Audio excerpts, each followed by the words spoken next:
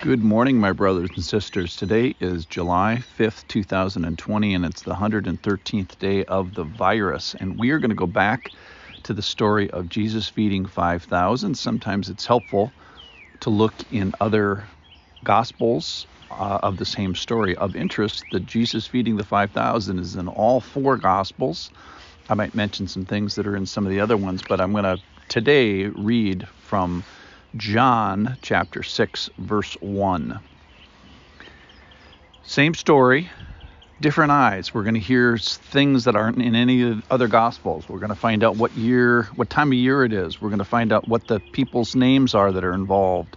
We're going to find out what the loaves are made of, and we're going to find out what the people's response is. I think that's the most important part of the story. After this, Jesus went away to the other side of the Sea of Galilee, which is the Sea of Tiberias, and a large crowd was following him because they saw signs that he was doing on the sick. Jesus went up on the mountain and there sat down with his disciples. Now the Passover, the feast of the Jews, was at hand. Lifting up his eyes then and seeing the large crowd was coming toward him, Jesus said to Philip, "Where are we to buy bread so that these people may eat?" He said this to test him, for he knew what he would do. Philip answered him, 200 denarii would not buy enough bread for each of them to get a little. One of the disciples, Andrew, Simon Peter's brother, said to him, "There is a boy here who has 5 barley loaves and 2 fish. But what are they for so many?" Jesus said, "Have the people sit down."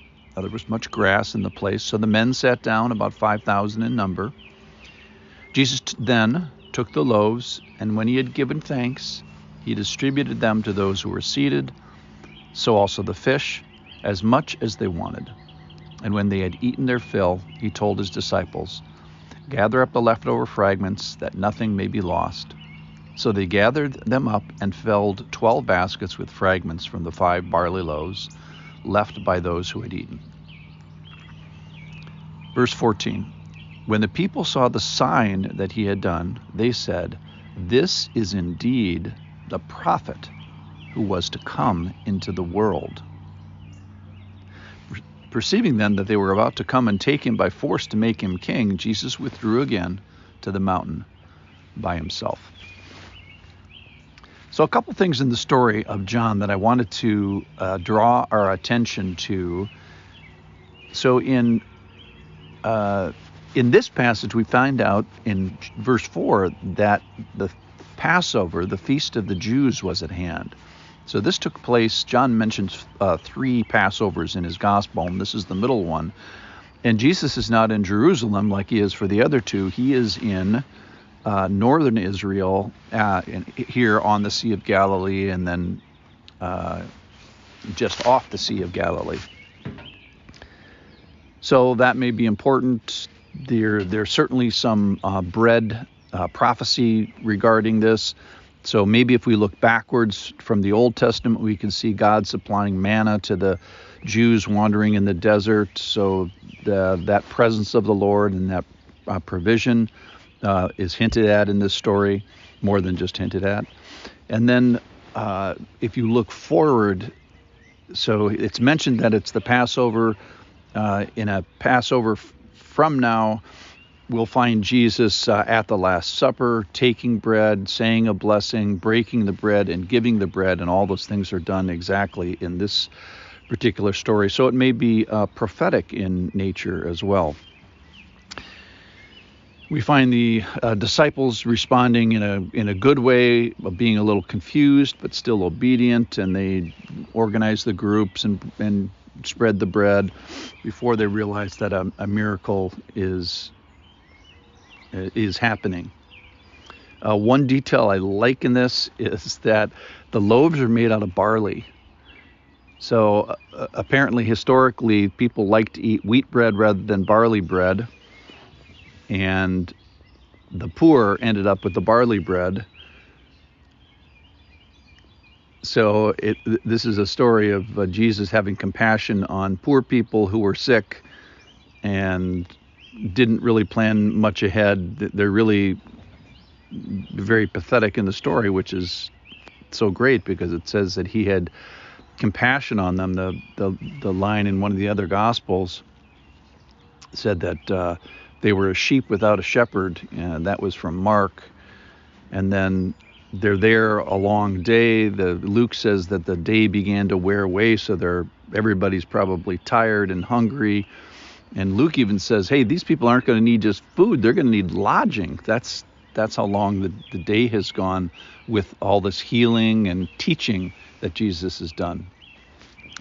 So let's look at the response of the people. This is from verse 14. When the people saw the sign that he had done, they said, this is indeed the prophet who is to come into the world. Now, these people were biblically knowledgeable because that's in Deuteronomy 18. And then we find out later in the New Testament, in the book of Acts, Paul writes and says, you guys were right.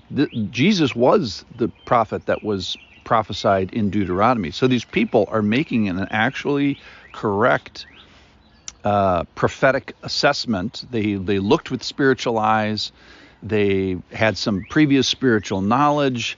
Then they kind of blew it at the end because they want to make him a political king, and it wasn't his time. But in my mind, they get like at least a B plus, maybe an A minus, because the important thing is they recognized Jesus as the master over these things in the world. Think about what Jesus demonstrates his sovereignty over. Number one, the future. He knows what he's going to do. He knows what he's going to do.